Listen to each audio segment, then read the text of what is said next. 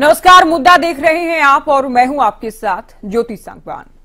लोकसभा चुनाव को लेकर सभी दलों ने कमर कस ली है। सभी दल जीत की जुगत में जुटेंगे। दल बदल का सिलसिला भी तेज होकर आके तो टिकटों और उम्मीदवारों को लेकर मंथन भी शिखर पर है। चर्चा चुनावी शंखनाद को लेकर करेंगे। एक रिपोर्ट आपको दिखाते हैं।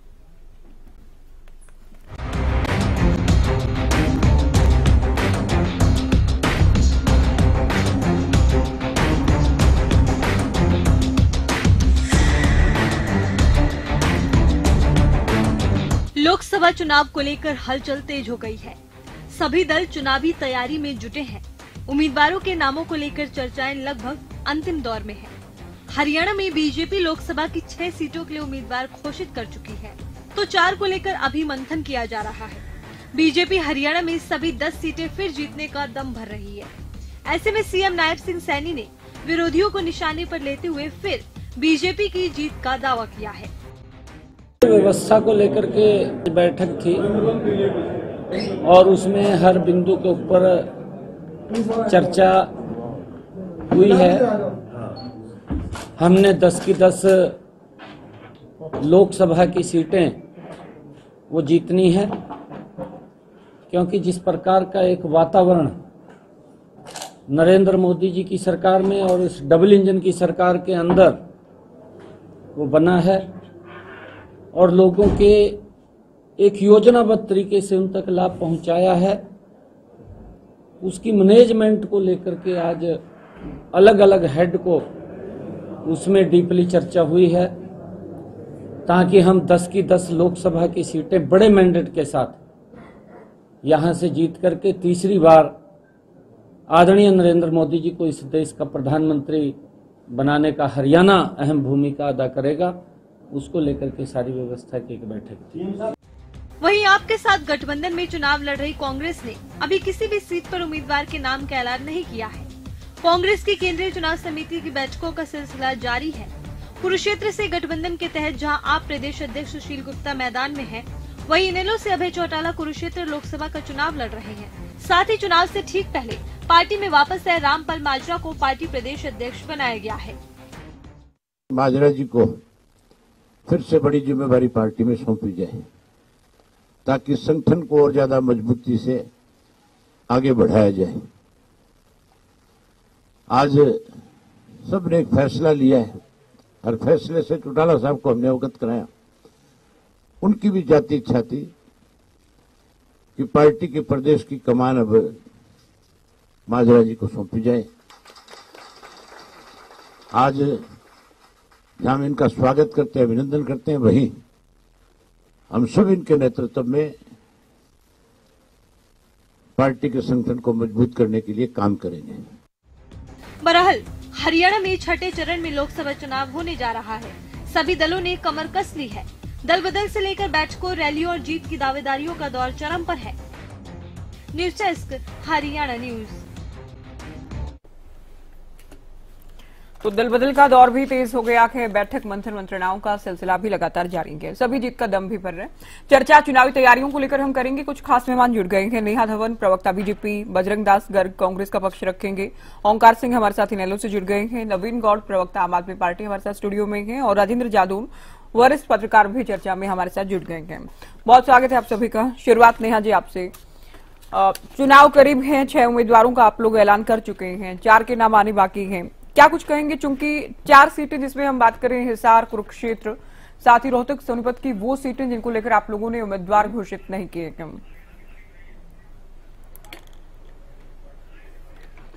देखिए ज्योति जी, सबसे पहले तो मैं ये आपको मालूम ही है कि हम भारतीय जनता पार्टी जिस तरह से काम कर रही है, वो हरियाणा प्रदेश में सभी जो विपक्षी पार्टीज हैं उनसे हम बहुत आगे चल रहे हैं। हमने अपनी एक रणनीति के तहत हरियाणा में जो है अपने उम्मीदवार घोषित कर दिए और केवल 4 ऐसी जगह हैं जहां पर हमने अभी थोड़ा सा फैसला लेने के लिए, थोड़ा विचार करने के लिए समय लिया है और बहुत जल्दी हमारे वो कैंडिडेट भी मैदान में उतर जाएंगे।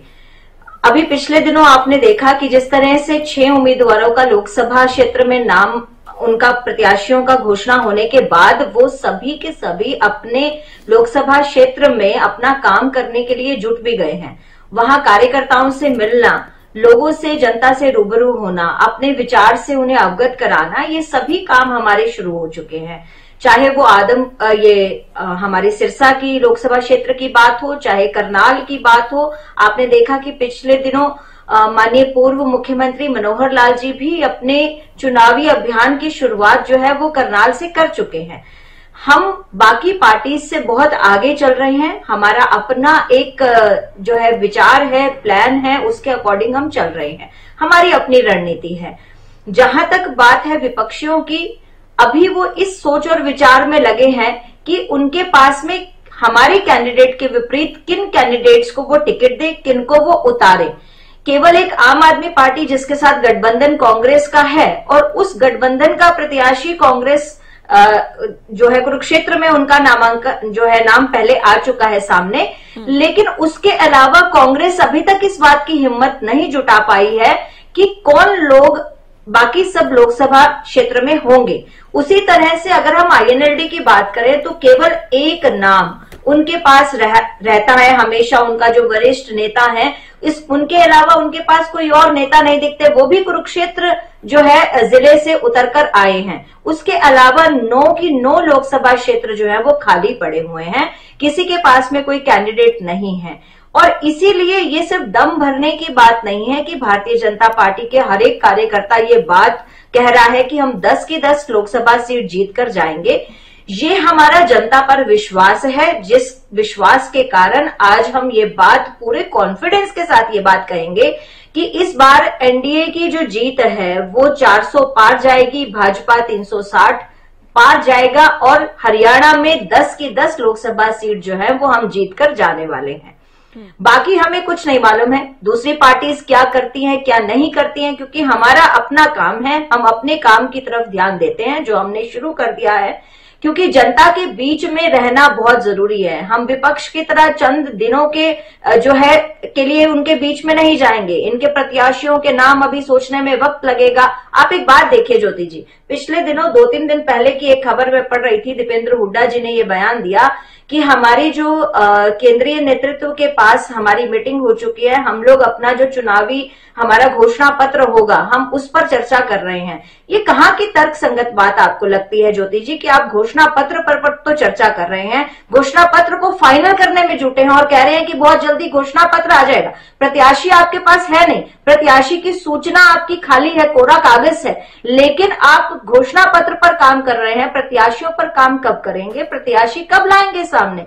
ना तो अभी तक संगठन का निर्माण कर पाए हैं, ना कार्यकर्ता पदाधिकारी नियुक्त कर पाए हैं, ना इनके बूथ स्तर पर कोई कार्यकर्ता खड़ा होगा। इनका थैला पकड़ने के लिए बूथ पे कौन व्यक्ति होंगे? आप देखिएगा आगामी लोकसभा चुनाव में, ये मार्क माय वर्ड्स ज्योति जी, आगामी लोकसभा चुनाव में बूथों पर कांग्रेस के एजेंट ही नहीं होंगे, ना आईएनएलडी के एजेंट होंगे, ना ही जजपा के एजेंट होंगे, ना ही आम आदमी पार्टी के प्रॉपर एजेंट होंगे। इतना बुरा हाल तो नहीं है, नोट कर लीजिए। कांग्रेस का तो इतना बुरा हाल नहीं है। कांग्रेस तो मुख्य विपक्षी आप पार्टी देखिएगा ये बात, क्योंकि जिस तरह से कांग्रेस में और बीजेपी में ही मुकाबला था। पिछली बार भी ज्योति जी इनके बहुत सारे बूथ खाली गए थे। मुझे याद है, मैं भी एक डिबेट में थी जिसमें हमने ये बात काउंटिंग में कही थी। और नया जी कह रहे हैं कि आप लोग बात कर रहे हैं कि हम घोषणा पत्र की तैयारी कर रहे हैं, एजेंट नहीं, उम्मीदवारों को आप लोग उतार नहीं पा रहे हैं। आप लोग इंतजार कर रहे हैं कि बीजेपी अपने 4 नाम जो बाकी हैं उनका भी ऐलान कर दे और उसके बाद आप देखेंगे किसे मैदान में उतारना है। नेहा जी का कहना है। जी, आप इस बात से महसूस कर लीजिए कि भारतीय जनता पार्टी को कांग्रेस पार्टी की कितनी चिंता है, कितनी सोच है। अपना घर नहीं संभालना, पड़ोसी के घर के अंदर ताकने की इनकी जो आदत है आपके सामने। इसका मतलब क्या है? भारतीय जनता पार्टी डरी हुई है, ये हकीकत बात है। ज्योति जी, अगर ये डरी नहीं होती, इन्हें इस बात का पता लग गया था हरियाणा के अंदर भारतीय जनता पार्टी का टुकड़ा साफ है। इन्होंने एंड वक्त के ऊपर 3 दिन पहले हरियाणा के पूर्व मुख्यमंत्री बना दिया मनोहर लाल खट्टर को हटाने का काम किया। ये चाहते थे भी उनके नेतृत्व में चुनाव हो गया तो डंगा साफ हो जाएगा। 10 दिन पहले आपके चैनल के ऊपर भी लगातार एक ही बात थी, हम 10 की 10 सीटें जीतेंगे, मनोहर लाल खट्टर जी के नेतृत्व में चुनाव लड़ेंगे। जजपा का एक संगठन हमारा मजबूत संगठन है, 5 साल काम करेगा।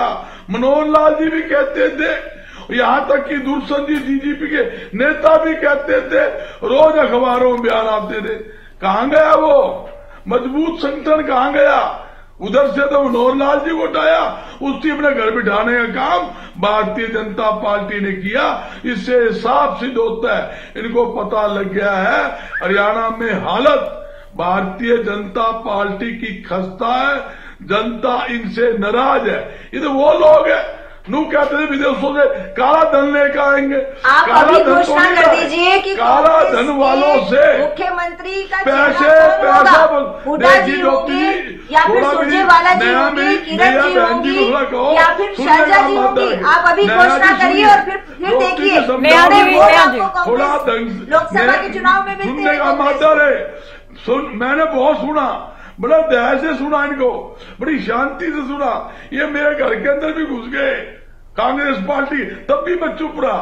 सुनो नया जी, सुनो, आपकी बारे में आप बोलना, कोई दिक्कत नहीं है, लिख लो मेरे पॉइंट को, कहां मैं गलत बोल रहा हूं, कोई कमी है तो आप उसको ठीक कर देना, मुझे कोई दिक्कत नहीं। मैं बताना चाहता हूं इन्होंने क्या काम किया। काला धन लाने के बजाय काला धन लोगों वाले से करोड़ों अरबों रुपए इन्होंने ऐंठने का काम किया। इससे बड़ी शर्म की बात नहीं। कोरोना के समय के अंदर जनता मर रही थी, ये वैक्सीन बनाने वाली कंपनी से अरबों रुपए वसूल रहे थे। गौ माता की ये लोग बात करते हैं, गौ का मांस बेचने वाली कंपनी से ये चंदा वसूल रहे थे। इनका देख लो चरित्र क्या है। ये बात करते हैं जनता की मोदी की गारंटी, जो मेरी गारंटी, क्या गारंटी है मोदी साहब की? इनसे पूछो कौन सी गारंटी पूरी करी? 2 करोड़ युवाओं की नौकरी गारंटी पूरी कर दी, 35 रुपए पेट्रोल डीजल दिया, वो गारंटी पूरी कर दी। बजरंग जी, आप हरियाणा कांग्रेस की बात कर लीजिए, पूरी कर दी। हरियाणा कांग्रेस की बात कर लीजिए आप। हरियाणा एक सवाल आपसे पूछा कि आप लोग घोषणा पत्र को लेकर तो बात कर रहे हैं, उम्मीदवार आप लोगों ने एक भी नहीं उतारा अभी। वो भी ज्योति जी, बीजेपी कह रही है आप लोग डर गए हैं, आप कह रहे हैं भारतीय जनता पार्टी डर गई है। सुनो ज्योति जी, एक आधा मिनट लूंगा।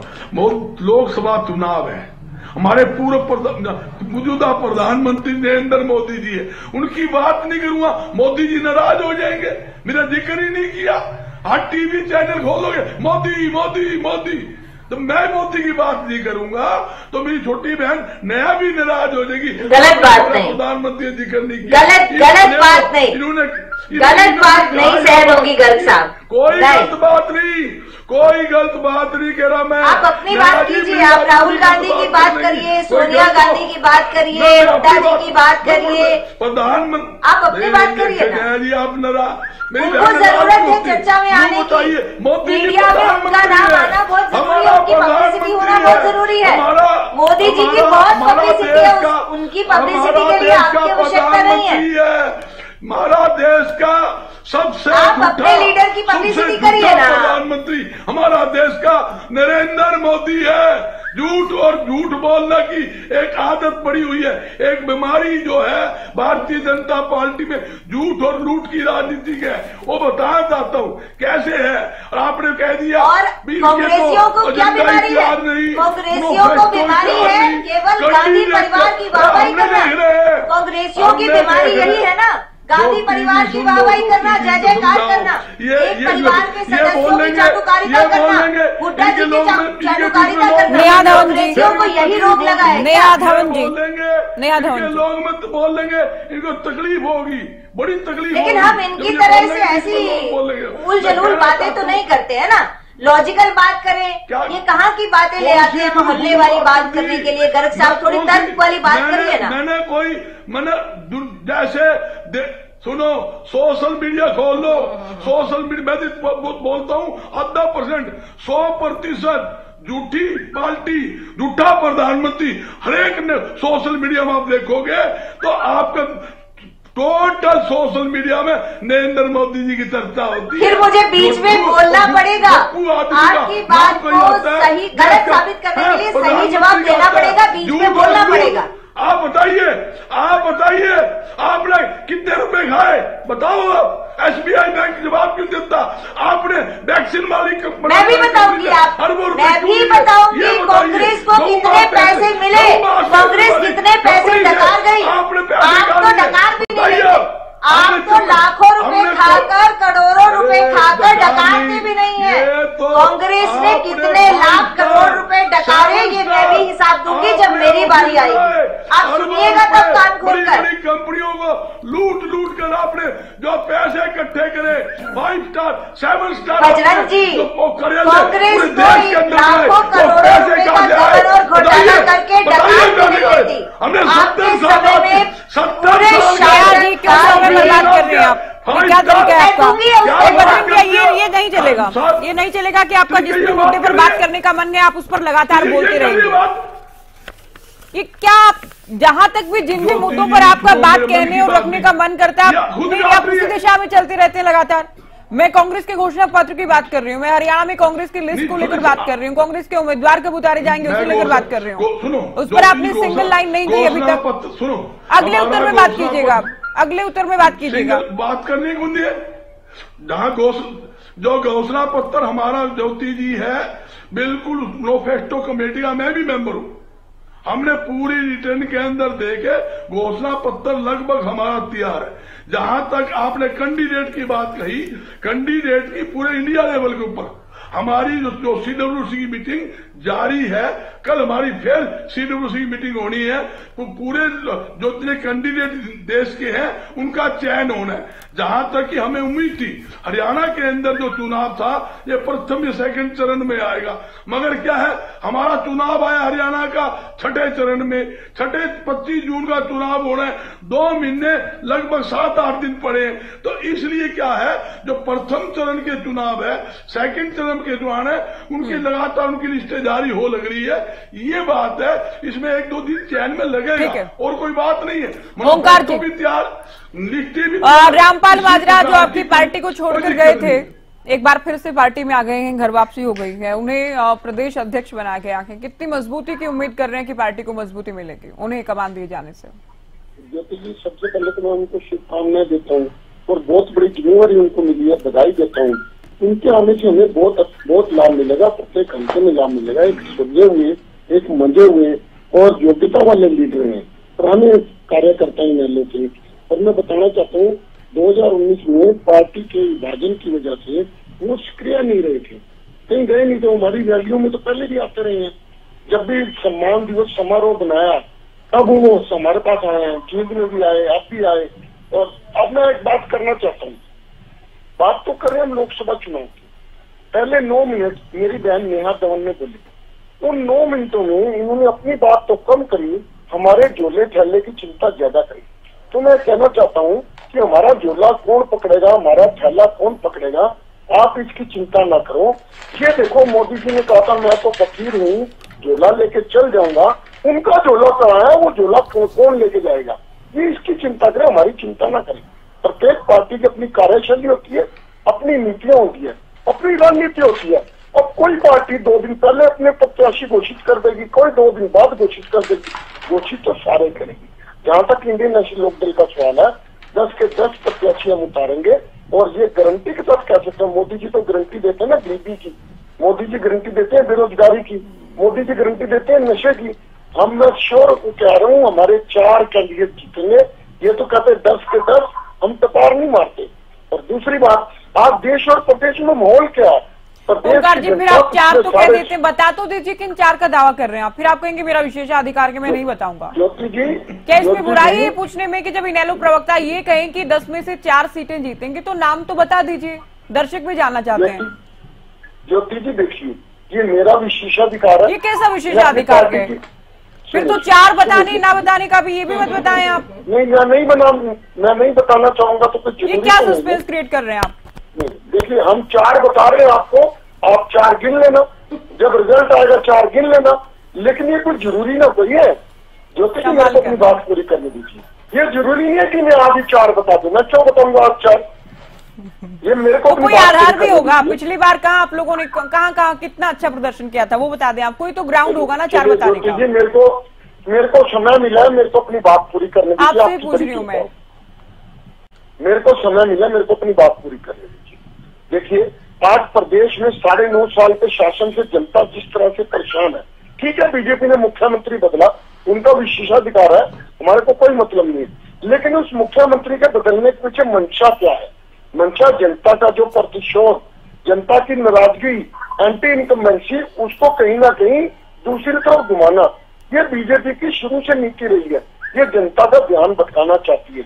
आप देखिए 2014 में मोदी जी जब आए, जुमले लेके आए, 2 करोड़ रोजगार, काला धन वापसी लेके आएंगे, हम पेट्रोल 35 रुपए देंगे, गैस सिलेंडर 200 रुपए देंगे, कितने जुमले दिए, बुलेट ट्रेन, स्मार्ट सिटी, कोई भी जुमला पूरा नहीं हुआ।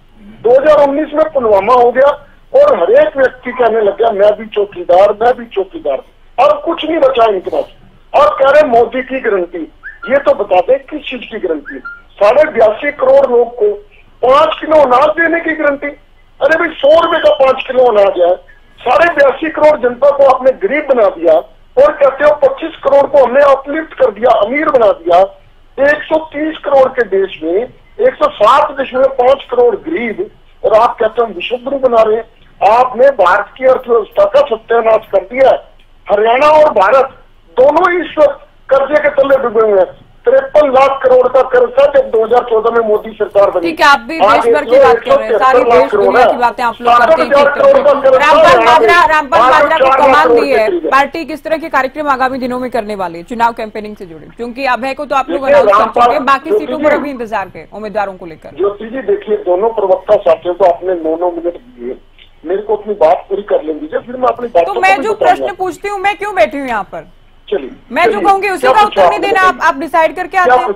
ये जो 9 मिनट दी, 10 मिनट दी, जिनको आप काउंट करके बैठे, इनसे भी सवाल पूछे होंगे ना मैंने, इनको भी रोका टोका मैंने। आप तो हर एक बात पर काउंटर करते हैं। मैं आपसे पूछ रही हूँ रामपाल, आप अपनी पार्टी को लेकर मैं आपसे सवाल पूछ रही हूँ सर। अभय चौटाला को चूंकि आप लोग अनाउंस कर चुके हैं, कुरुक्षेत्र से वो मैदान में है, अब रामपाल माजरा को कमान दे गई है, तो आप पार्टी के कोई कार्यक्रम भी बताए ना, क्या कुछ चुनावी कार्यक्रम रहेंगे, किस तरह से कैंपेनिंग करेंगे, कब तक लिस्ट आ जाएगी उम्मीदवारों से जुड़ी? आज ही रामपाल माजरा जी ने पार्टी में शामिल हुए हैं और आज उन्हें प्रदेश अध्यक्ष बनाया गया, और आज ही हमारे सारे हल्कों के प्रोग्राम बन गए। हल्का स्तरीय प्रोग्राम चौधरी अभय सिंह चौटाला और रामपाल माजरा जी मिलकर शुरू कर रहे हैं। आप कहो तो मैं आपको लिस्ट व्हाट्सएप कर देता हूँ, PDF फाइल हमारे पास आ चुकी है। हम अपनी पार्टी को मजबूती देने के लिए जो कार्य करे, प्रत्येक व्यक्ति, प्रत्येक कार्यकर्ता चौधरी अभय सिंह चौटाला बनकर कार्य कर रहा है।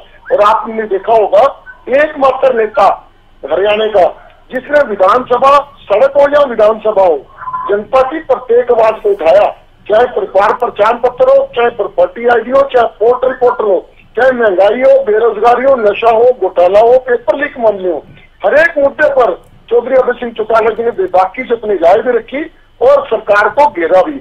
ये दूसरी बात है कि हमारे सिर्फ एक विधायक रह गए। आज स्थिति ये है, इनेलो पहले वाली स्थिति में आ चुकी है। संगठन हमारा पूरी तरह से तैयार है, हर एक हल्के में, हर एक जिले में, हर एक प्रकोष्ठ का संगठन हमारा तैयार है, और बहुत ही अच्छी तरीके से संजीदगी से हम ये लोकसभा का चुनाव लड़ेंगे और जीतेंगे भी।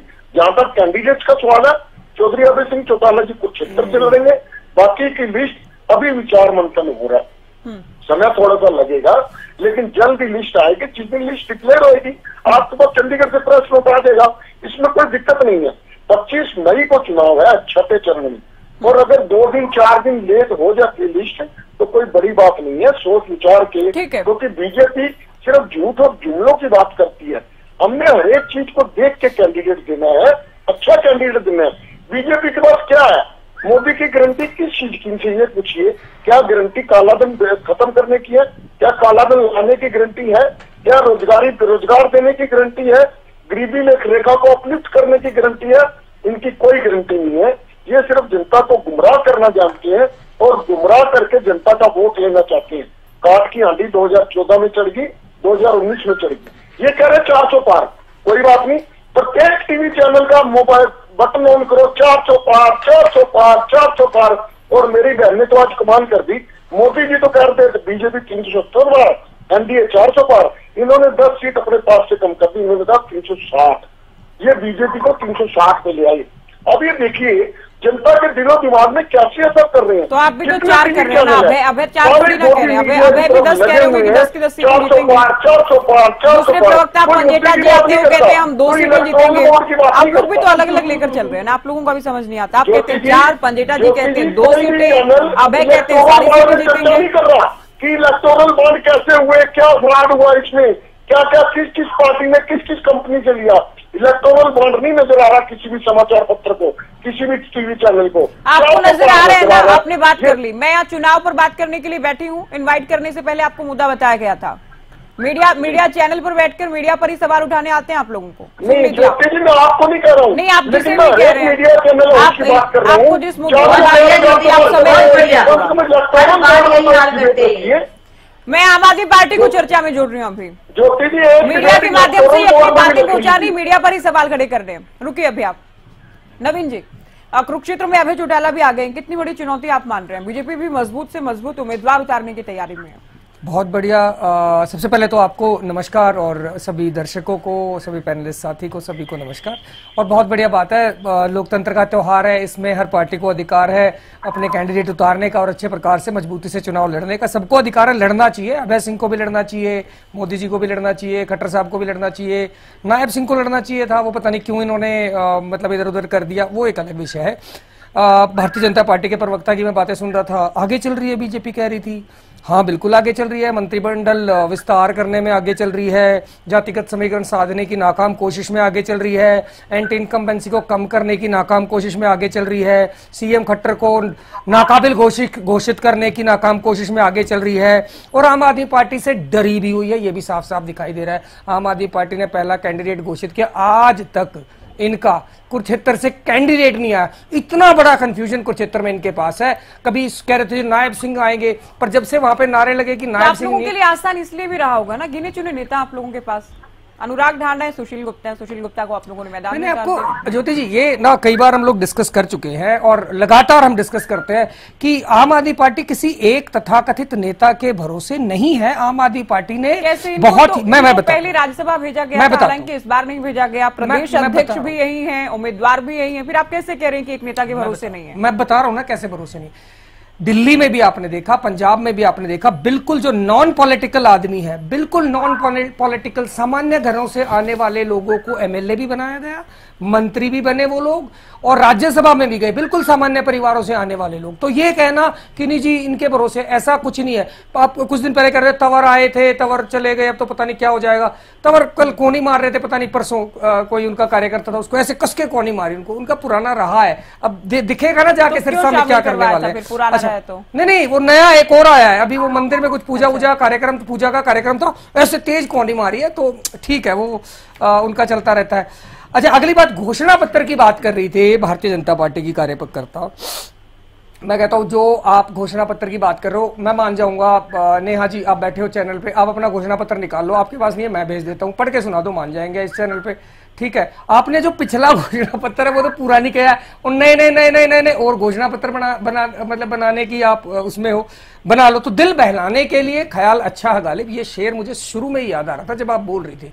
तो अभी आप जो खुश हो रहे हैं कि हाँ जी 400 पार हो जाएगा, 400 पार, ये अपने मन में लड्डू फूट रहे हैं, अपने मन में गोलगप्पे फूट रहे हैं, अपने मन में खुश हो रहे हैं कि हाँ ये आपकी ये वो है जो आप चाहते हो, पर रियलिटी जो है, रियलिटी बहुत डिफरेंट है। लोग और जनता समझ चुकी है। इतनी डिफरेंट भी नहीं है। बीजेपी तो 10 के 10 सीटों पर अभी देखिए, पिछली बार भी जीते थे, इस बार भी दावा कर रहे हैं। आप लोगों के लिए अलग है, आप लोग जीत का दावा कर रहे हैं, कभी जीते नहीं। और आप जो बात करते हैं आम आदमी की, हम लड़ेगा, हरियाणा ने तो कभी भी आपके आम या खास किसी को मौका दिया हम तो लड़े ही नहीं। पंजाब में भी चला आम आदमी पार्टी वाला फॉर्मूला, दिल्ली में भी चला, लेकिन हरियाणा में अभी तक नहीं चल पाया। ज्योति हम तो लड़े ही नहीं है ना हरियाणा से, मतलब ये क्या बात कर रहे हैं? लोकसभा चुनाव लड़ा आप लोगों ने, उसके बाद भी आप लोग लगातार चुनाव लड़ रहे हैं। पिछली बार जेजेपी के साथ मिलकर लड़े थे, इस बार कांग्रेस के साथ लड़ रहे हैं। निकाय चुनाव भी आप लोगों ने लड़ा, बाई इलेक्शन भी आप लोगों ने लड़ी। मेरी डिबेट में आप ये ना कहीं बैठकर मैं बता रहा हूँ चुनाव नहीं लड़ा। हाँ तो ठीक है, अब मैं बोल लूँ ज्योति, अगर आपकी अनुमति हो तो बोले। ज्योति जी मैं ये कह रहा हूँ जो एक आम आदमी पार्टी जैसे ताकत से पंजाब में चुनाव लड़ा, आप सही कह रहे हैं, चुनाव लड़ा, ऐसे कार्यकर्ताओं ने, बहुत सारे कार्यकर्ताओं ने टिकट ली, विधानसभा चुनाव में भी ली और उन्होंने जैसा बन पाया वैसा चुनाव लड़ा।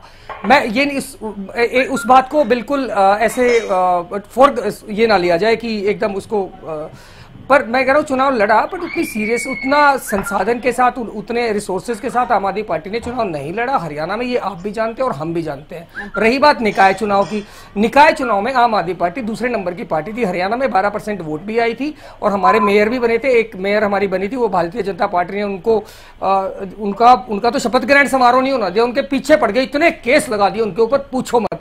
राई की निकाय दूसरे दलों ने नहीं लड़ा था संसाधनों के कोई साथ, पूरी तरह उनको लगा होगा कि उनका नहीं हो पाएगा तो शायद नहीं लड़ा। हमें लगा तो हम पार्टी के नाम पे लड़ेंगे, तो हमने लड़ा। हमारी पार्टी दूसरे नंबर की पार्टी है, 12% वोट आई है। राई का चुनाव मुझे याद है, अनाउंस हो चुका, 49 वोटों से जीत गया राई का चेयरमैन आम आदमी पार्टी का। थोड़ी देर बाद वो उल्टा हो गया, चलो वो एक अलग विषय है।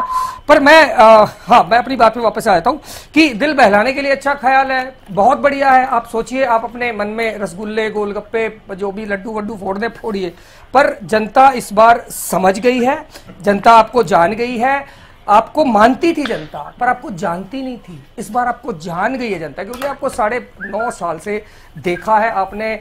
खट्टर साहब को नाकाबे घोषित कर दिया, नहीं तो ऐसी कौन सी मजबूरी है, ऐसी कौन सी मजबूरी आ गई कि आपको अभी चुनाव से कुछ दिन पहले ही सीएम साहब। अरे अपनी बात पर आइए ना, अपने आम आदमी पार्टी की बात पर क्यों नहीं आते हैं आप लोग? अपनी बात पर आइए। अरविंद केजरीवाल के बारे में कुछ ज्ञान बांट दीजिए। मैं बांटता हूँ, अच्छा ठीक है, इनकी बात मान लेते हैं, मैं बांटता हूँ।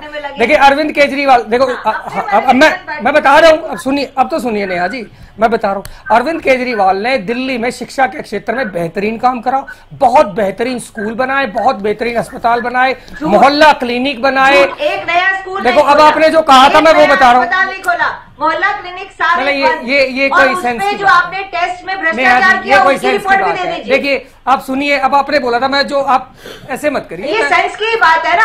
आप लोग जो ज्ञान बखार रहे हैं वो सुनते रहे तो सेंस है, लेकिन आपका जवाब तर्क संगत है तो वो आप कोई तर्क संगत नहीं है, कोई तर्क। अब चलिए कौन से स्कूल में चल रहा है? अच्छा ठीक है, आपकी बात मान गए। सुनो, अब सुनो से नेहा जी, एक बात मानते हैं, आप एक काम करिए, मैं आपकी सारी बातें मान गया, आप एक बात बता दीजिए मुझे, आपको मैं चैलेंज करता हूँ, हरियाणा के मैं बड़ौदा विधान, अरे सुनिए ना मैम, सुनिए, हाँ उस पे भी, चलो उस पे आ जाते हैं। 32 नए स्कूल जाकर सेल्फी लेके आऊंगी वहाँ। अगर आपने एक स्कूल, 32 नए स्कूल, कहाँ जी रहे हैं आप? किस दुनिया में है, किस धरती पर है? दिल्ली के लोगों के बीच में जाकर बात करिए। मैं कह रहा हूँ, मैं बड़ौदा विधानसभा से आता हूँ, सुनिए मेरी बात। आपने इतना बड़ा नेहा जी सुन तो लीजिए, नेहा जी आप ओवरटॉक करते हैं। Neha ji this is not good, please. Neha ji मैं कह रहा हूँ, मैं बड़ौदा विधानसभा से आता हूँ। अरे नेहा जी प्लीज सुनिए ना। तो आप क्यों जवाब दे रहे हैं? किसने कहा आपको जवाब देने? नहीं सुनिए, मैं कह रहा हूँ 54। नेहा जी आप अपने समय में बोलिए। हाँ, मैं बड़ौदा विधानसभा से आता हूँ, मेरे विधानसभा में 54 गाँव है। 54 के 54 गाँव में मैं आपको चैलेंज कर रहा हूँ, आप बेस्ट सरकारी स्कूल छांट लीजिए, बेस्ट।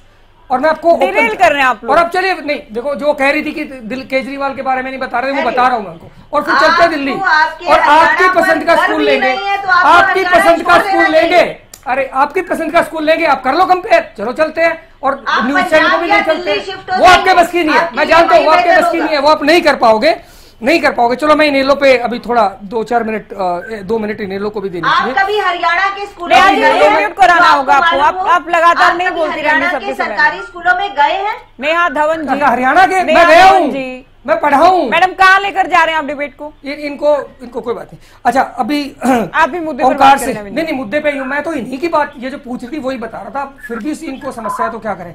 अच्छा इससे आगे चलते हैं। इनेलो के प्रवक्ता ओंकार सिंह जी हमारे सीनियर साथी हैं, तो वो कह रहे थे आज ज्वाइनिंग हुई है, आज ही अध्यक्ष बन गए, आज ही संगठन मजबूत हो गया, आज ही घोषणा पत्र पे चल रहे हैं, आज ही चुनाव भी जीत लेंगे, आज ही सारे काम आज कर लोगे, मतलब इतना कंफ्यूजन इनेलो पार्टी में ना, इतना किसी में नहीं है सर, इतना कंफ्यूजन नहीं लेना इनेलो पार्टी में। आज ही माजरा जी ने पार्टी ज्वाइन करी, आज ये अध्यक्ष बना दिया, आज ये तो वो संगठन में वोट कर रहे हैं, आज ये घोषणा पत्र पे भी चर्चा हो रही है, टिकटें भी आप आज ये तो सर थोड़ा मतलब इतना जल्दी मत करिए। देखो खट्टर साहब ने आपको कहा था, खट्टर साहब का बयान याद है, खट्टर साहब ने कहा था कि जल्दी वैक्सीन मत लगाओ, धीरे लगाओ, नहीं तो जल्दी खत्म हो जाएगी। कंफ्यूज क्यों हो गए तुम? कंफ्यूज क्यों हो गए? अपनी बात करो। मैं अपनी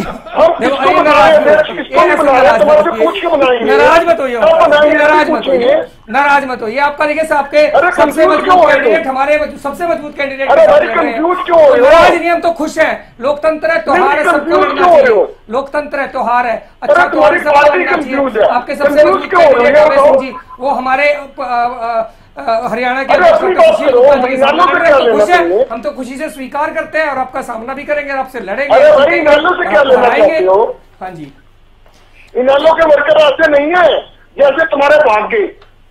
कहाँ भागे? खाली करेंगे तुम्हारी पार्टी को। हमारे आप लोगों के साथ क्या हुआ था 2019 में? आपके तो भागे हुए वापस आ रहे हैं। आपकी पार्टी हम मानते हैं, सारे सभी एक नाव में सवार गए, सारी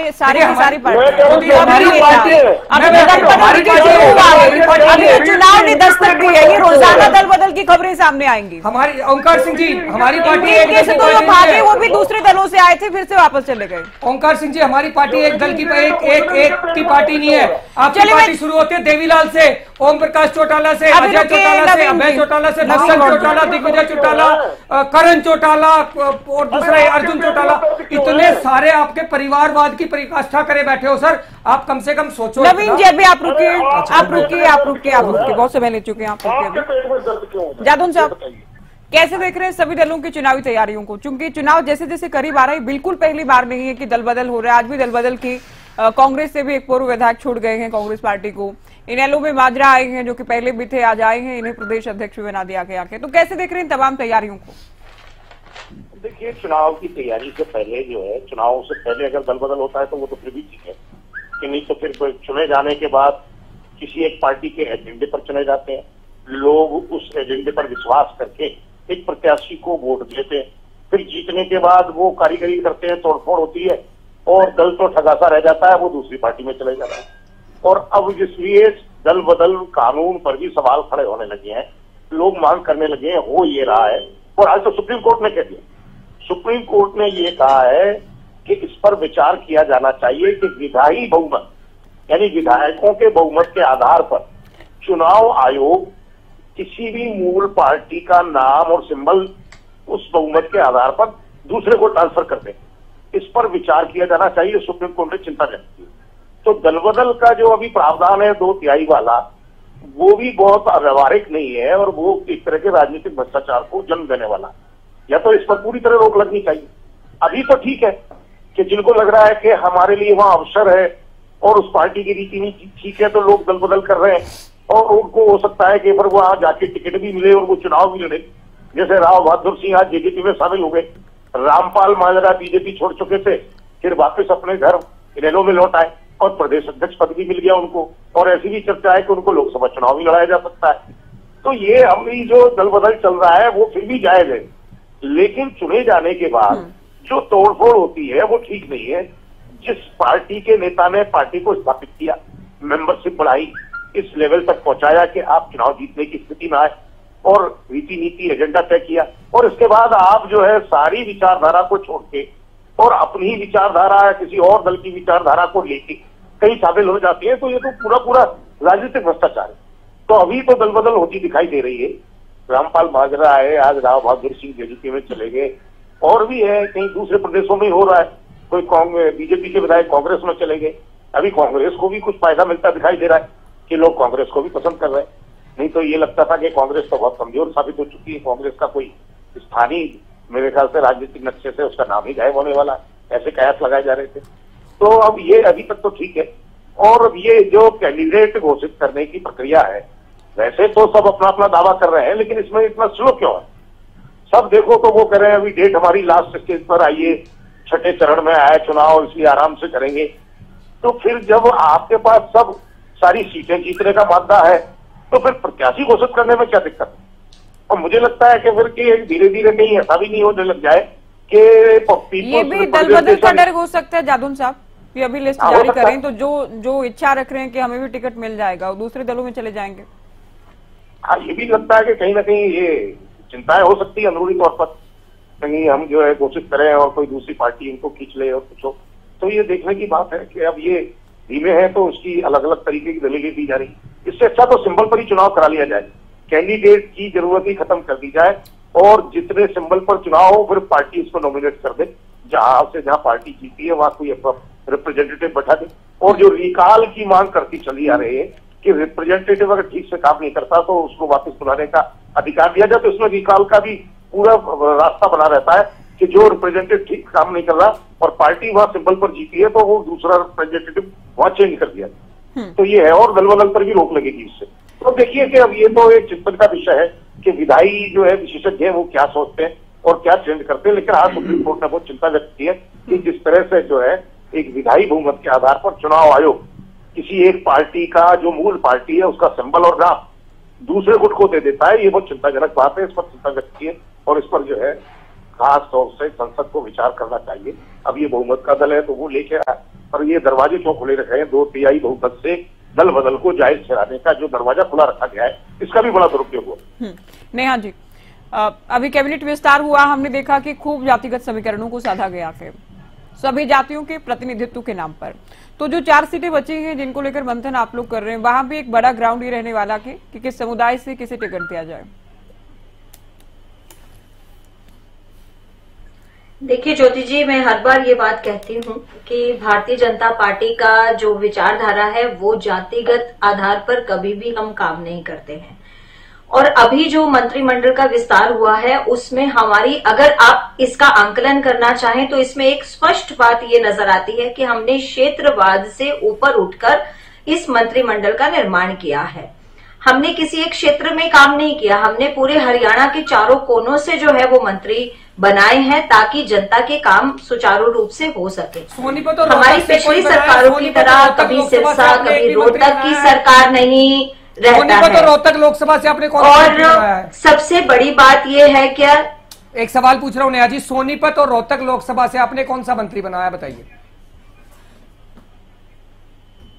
हर विधानसभा से बना देते हैं सर। मैं 2 लोकसभा दे रहा हूँ, 10 ही लोकसभा है। क्या बात कर रहे हैं आप? जब मैंने कह दिया कि हरियाणा के चारों का नाम ले रहा हूँ, 2 में से जब हमने चारों कोनों में बना दिया, क्षेत्रवाद का पाठ चलिए मुझे एक भी नहीं बनाया, ना रोहतक से बनाया ना सोनीपत से। और आप आपको अकेले को नहीं पढ़ा रहे हैं, चिंता नहीं करिए, बाकी सब लोग भी बैठे हैं आपकी तरह सुनने वाले। अब मेरे से पूछा सवाल है तो मुझे भी जवाब देने दीजिए। अभी आपको जवाब दूंगी तब जवाब बीच में बोलिएगा जब आपकी बारी आएगी। जब आम आदमी पार्टी के बारे में कोई टिप्पणी करूंगी तब जवाब दीजिएगा। अभी मैं मेरी पार्टी के बारे में, हरियाणा प्रदेश के बारे में अगर आप गलत टिप्पणी करोगे, आप कह रहे हो क्षेत्रवाद नहीं कर रहे, और मैं आपको खुल्लम खुल्ला चैलेंज कर रहा हूं, बताइए सोनीपत और रोहतक लोकसभा से आपने किसको मंत्री बनाया? मैं आपसे सिंपल सवाल पूछ रहा हूँ, ये क्या आज बड़े उत्साहित लग रहे हैं, चर्चा करेंगे। आम आदमी पार्टी के प्रवक्ता आज बड़े उत्साहित लग रहे हैं, आज बहुत उत्साहित लग रहे हैं। क्या बात है, आज कोई नई खुशखबरी लेकर आ रहे हैं क्या? एक से ज्यादा सीटों पे, एक सीट पे ज्यादा लड़ने वाले हैं क्या? क्या ज्यादा जन समर्थन इस बार सारे कार्यकर्ता ऐसे ही है, बहुत क्रांतिकारी हैं, बोलने वाले हैं क्या?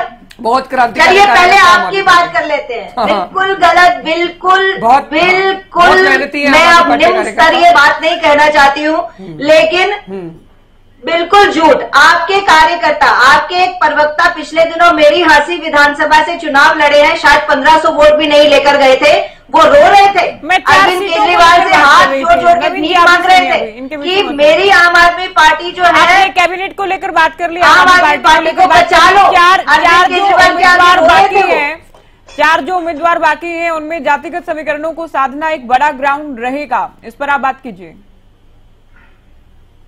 नहीं, ऐसा नहीं ज्योति जी, जातिगत समीकरण को हमारी पार्टी कभी भी आधार नहीं बनाती है और ना ही हमारा ये आधार रहता है। हमारी पार्टी में निष्ठावान कार्यकर्ताओं की कमी नहीं है।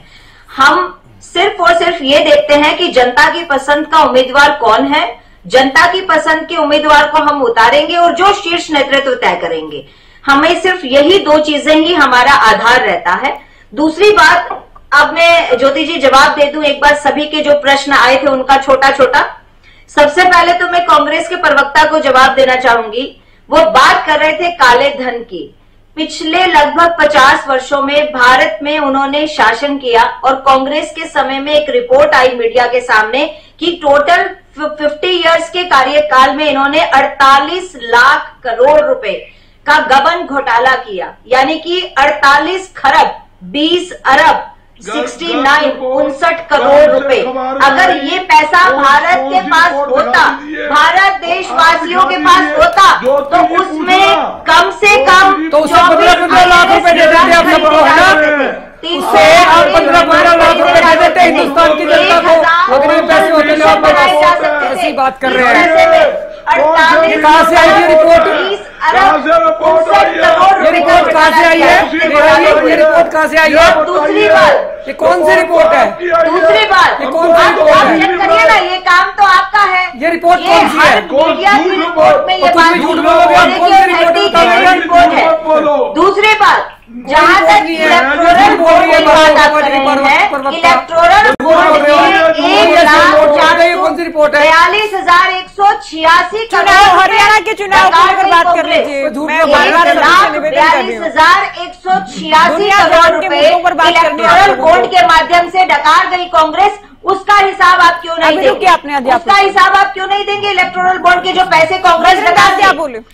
INLD के बारे में एक बात कहना चाहूंगी, मेरी बात तो पूरी होने दीजिए ना ज्योति जी। अभी इन सबका इतना लंबा लंबा भाषण आया, उस पर जवाब तो सुनने, सभी को एक दूसरे के जवाब भाषण ही लगते हैं। आपके जवाब भी इनको भाषण लग रहे थे। अब मैं कुछ नहीं कर सकती उसमें।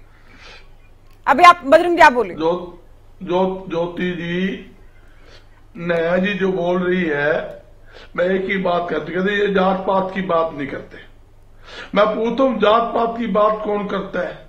जो मंत्रिमंडल बनाया है उसमें बिल्कुल स्पष्ट भारतीय जनता पार्टी ने कहा, आज सारे नेशनल अखबार ठाके देख लो, साफ लाया गया जातिगत समीकरण साधे गए हैं। यहां तक कि जो सैनी साहब को बनाया सिर्फ इसलिए बनाया गया है, भाई जनता हमसे नाराज थी। मनोहर लाल खट्टर के 9.5 साल के कार्यकाल से जनता पूरी तरह खपा थी। ये अपने शब्द आप नुकसान होगा लोकसभा चुनाव माध्यम से दूसरों के नाम लेकर क्यों कह रहे हैं? इसलिए इन्होंने सैनी साहब को लाकर बैकवर्ड कहा, बैकवर्ड की वोटें ज्यादा है, हम बैकबोर्ड की वोट ले लेंगे। आप एक बार सुन लीजिए, ये तो राहुल गांधी जी का एजेंडा था। ओबीसी को टारगेट करना कांग्रेस का एजेंडा था। ओबीसी को टारगेट करना कांग्रेस का एजेंडा था। और जातिगत जनगणना कराना कांग्रेस का एजेंडा है। आपके तो घोषणा पत्र में ये बातें शामिल है कि हम जातीय जनगणना कराएंगे। आपके तो घोषणा पत्र में शामिल है ये बातें। भारतीय जनता पार्टी करती है जातिगत बात आप करते हैं। आपके तो घोषणा पत्र में सम्मिलित है ये बातें। ये चुनाव के टाइम सुनिए बजरंग जी, जब टिकट दिए जाते हैं तो ये तो सभी पार्टियां करती हैं। सोशल इंजीनियरिंग आप लोग सभी करते हैं प्रतिनिधित्व के नाम पर। मैं बिल्कुल सही बात ज्योति जी, आपने सही कहा। हम नाट नहीं दे, मगर ये कह रही हम जात पात की बात नहीं करते। हमारा जातिगत एजेंडा नहीं है। जातिगत हमारा संतुलन बनाने की जो बात कही मंत्रिमंडल स्पष्ट, आप देखिए जिस प्रकार मैं कहता हूं, लोग जो मुख्यमंत्री बदल ले, चाहे मंत्री बदल ले, जनता सरकार बदलना चाहती है। 100% हरियाणा के अंदर भारतीय जनता पार्टी की सरकार नहीं बनेगी। और केंद्र के अंदर भी ये कहते हैं अब की बार 400 पार, पहले कहते थे हरियाणा के अंदर अब की बार 75 पार, ये 100 के अंदर अटके। कांग्रेस कितनी सीट लेगी ये तो बता दीजिए। पूरे देश की जनता में कांग्रेस कितने लोकसभा सीट जीतने वाली है ये तो बता दीजिए। हम 400 पार का लक्ष्य तो रख रहे हैं, आपका लक्ष्य क्या है? कांग्रेस का लक्ष्य क्या है? हमारा लक्ष्य तो है गठबंधन, इंडिया गठबंधन बहुमत से सरकार बनाएगा। नया जी इंडिया गठबंधन बहुमत से सरकार। चलिए ओंकार जी आप लोगों ने, ओंकार सिंह जी आपका अंतिम कमेंट चर्चा का, क्योंकि आप दोनों भी सरकार बनेगी। बजरंग जी आप, ओंकार जी बोले आप। ज्योति जी देखिए, पहली बात तो मैं कहना चाहता हूँ, मेरी बहन ने भी कहा कि हमने मंत्रिमंडल में बनाने की जरूरत। देखिए इनकी अपनी चिन्ह वो है कि जिसको मर्जी लें, जिसको मर्जी रखें, लेकिन इन्होंने कहा कि हमने प्रत्येक वर्ग का, प्रत्येक क्षेत्र का ख्याल रखा। मैं अपनी बहन से पूछना चाहता हूँ, 5% सिख मतदाता हैं, क्या किसी सिख मंत्री, सिख चेहरे को लिया आपने? 25 सीटें या सिख अच्छी प्रभावशाली सीटें रखते हैं। बिल्कुल थे, और पिछली बार कैबिनेट में संदीप सिंह जी थे। अब मैं आपकी बात कर रहा हूँ, मैं ज्योति जी इनसे पूछना चाहता हूँ, 7 जो यौन शोषण के अंदर, या सिख यौन शोषण के अंदर दोषी है, क्या इन्होंने किसी दोषी मत कहिए, जांच जारी है। और आप लोग कैबिनेट पर चर्चा क्यों करने लगे? ठीक है, चुनाव को लेकर बात करेंगे क्या ओंकार जी? चलिए ज्योति जी, देखिए लोकसभा चुनाव पे आते हैं। लोकसभा चुनाव में हमारी अच्छी तैयारी है। 10 की 10 सीटों में बहुत अच्छे मार्जिन से हम जीतेंगे। 4 सीटों को जीतेंगे, 10 में अच्छा अपना प्रदर्शन जारी डिसाइड कर लीजिए ओंकार जी। जहां तक सुनिए ज्योति जी, जहां तक बात है कैंडिडेट्स की, कैंडिडेट्स बहुत जल्दी आपके सामने होंगे। और मैं एक बात यहाँ पे, आम आदमी पार्टी का प्रवक्ता है, मेरे को पता नहीं, बहुत समझदार प्रवक्ता है, मेरे को समझ नहीं आया कि वो आज कंफ्यूज क्यों है। हमने किसको प्रदेश अध्यक्ष बनाया, कब बनाया, क्या कार्यक्रम बनाए, ये हमारी रणनीति है। इसमें उनका क्या दिक्कत है? उनको अपने केजरीवाल जी की तरफ देखना चाहिए, अपनी पॉलिसीज की तरफ देखना चाहिए। हाँ, अगर बताना चाहते हैं तो हरियाणा में ये जरूर बता दें SYL के ऊपर आपका क्या स्टैंड है। आपके जितने भी नेता हैं हरियाणा में SYL की बात करते हैं, पंजाब में जाके कहते हैं हम एक बूंद पानी की नहीं देंगे, मान साहब भी कहते हैं हम एक बूंद पानी की नहीं देंगे। जब बाढ़ आती है तो कहते हैं हरियाणा को कहते हैं पानी ले लो। कृपया SYL के ऊपर अपना स्टैंड स्पष्ट करें। आम आदमी पार्टी के प्रवक्ता से मेरी बेनती है, और अपनी पार्टी की नीतियां बताएं। दूसरी पार्टी की नीतियों में से तुमने क्या लेना, कहाँ तुमने स्कूल बनाए, कैसे स्कूल बनाए? सर नुकसान करते प्रदेश का, हम ऐसे देखते रह जाएंगे सर? ऐसे क्यों नहीं लेना? बिल्कुल लेना। दूसरे राजनीतिक दलों किस प्रकार की नीतियां बनाते हैं, वो प्रदेश का नुकसान करके, देश का नुकसान करके क्यों नहीं लेना? अगर ये ना लेने के चक्कर में तो बीजेपी 10 साल में बेड़ा गर्क करके बैठी है देश का। ये सोचिए आप, ये ना लेने देने के चक्कर में बीजेपी 10 साल हो गए बेड़ा गर्क कर दिया हरियाणा का। बेरोजगारी में, महंगाई में, आप भी चिल्ला चिल्ला के कहते हो ओंकार जी, महंगाई में पहले नंबर पे ले गए, बेरोजगारी में पहले नंबर पे ले गए। वो इसीलिए तो ले गए क्योंकि आपने लेना देना नहीं करा, अपने विपक्ष की भूमिका निभाई नहीं तरीके से, तो इसीलिए तो ये लूट खुसोट कर पाए। जो 2 नेता थे बड़े बड़े, वो तो वापिस निकले गए। चलिए जादव जी से अंतिम कमेंट ले रहे, रुकिए आप सुनो। कांग्रेस में चला गया जी। हाँ, जादव साहब बोलिए, आप आएंगे ना मिनट? देखिए, ऐसा है कि अब हरियाणा में तो चुनाव सबके देश के साथ होने ही है और 6ठे चरण में भी होने हैं। लेकिन जिस तरह के दावे सब राजनीतिक दल अपनी तैयारी की बात करते हैं और ये भी करते हैं कि हम मजबूत हैं, तो मेरे ख्याल से उनको अपने चेहरे जो है उजागर करना चाहिए। अब इतना लंबा फिर दावे भी करते जाए, बड़ा एक तरफ से कंट्रेरी हो जाता है, एक दूसरे के विरोधाभासी हो जाता है। एक तरफ तो आप दावा कर रहे हैं कि हम बहुत मजबूत हैं, कोई कह रहा है कि हम 4 सीटें जीतेंगे। अरे एक आध सीट, कहीं कुरुक्षेत्र सीट पर ही जीत का दावा कर दीजिए कि हम कुरुक्षेत्र सीट जीत रहे हैं। और कभी तो वो जो है गुप्ता जी जीत रहे हैं कुरुक्षेत्र से, वो कहते हैं कि हम उपनेता जो है बाहर ही हैं। अब वही जो है दिल्ली चले गए थे, दिल्ली राज्यसभा रिप्रेजेंट किया उन्होंने राज्यसभा में दिल्ली को, फिर यहाँ वापस आ गए। तो ये आरोप प्रत्यारोप तमाम तरह के चलते रहते हैं। लेकिन ये अगर वो अपनी ताकत दिखा रहे हैं तो अपने चेहरे सामने लाए कि भाई हमारे कैंडिडेट ही हैं और हमें इस तरह से सुधार करें। तो ये हरियाणा का अभी तो लोकसभा का है, फिर विधानसभा चुनाव आएंगे बाद में, तो फिर अलग तरीके से। नवीन जी बोले आप। देखिए ज्योति जी, जिस चीज के लिए आप खुद कन्विंस नहीं है वो चीज कहना, मैंने आज देखा है कि जब आप खुद किसी चीज के लिए कन्विंस नहीं होते हो और वो बात कहनी पड़े तो कैसा मतलब कैसा दिखाई पड़ता है। वो मैंने नेहा जी के चेहरे से देखा कि वो खुद कन्विंस नहीं है 400 पार कहने में, खुद कन्विंस नहीं है, जो वो खुद कह रही है उसमें बिल्कुल कन्विंस नहीं है, बट हमें कन्विंस करने की कोशिश कर रही है। मैंने इनसे 2 सिंपल सवाल पूछे और मैं एक्सपेक्ट कर रहा था ये बहुत ही साधारण तरीके से जवाब देंगी। सवाल नंबर 1 था, अभी सवाल मत नहीं मैं पूछ नहीं रहा, अब तो मैं क्लोजिंग कर रहा हूं, closing statement ma'am, closing statement. हाँ, तो मेरा एक क्लियर था, जो इन्होंने गलत चीज कही कि रोहतक और मंत्री बनाए इन्होंने, एक क्षेत्रवाद नहीं करा। रोहतक और सोनीपत 2 लोकसभा ऐसी है जहां से इन्होंने कोई मंत्री नहीं बनाया है, तो खुल्लम खुल्ला क्षेत्रवाद है।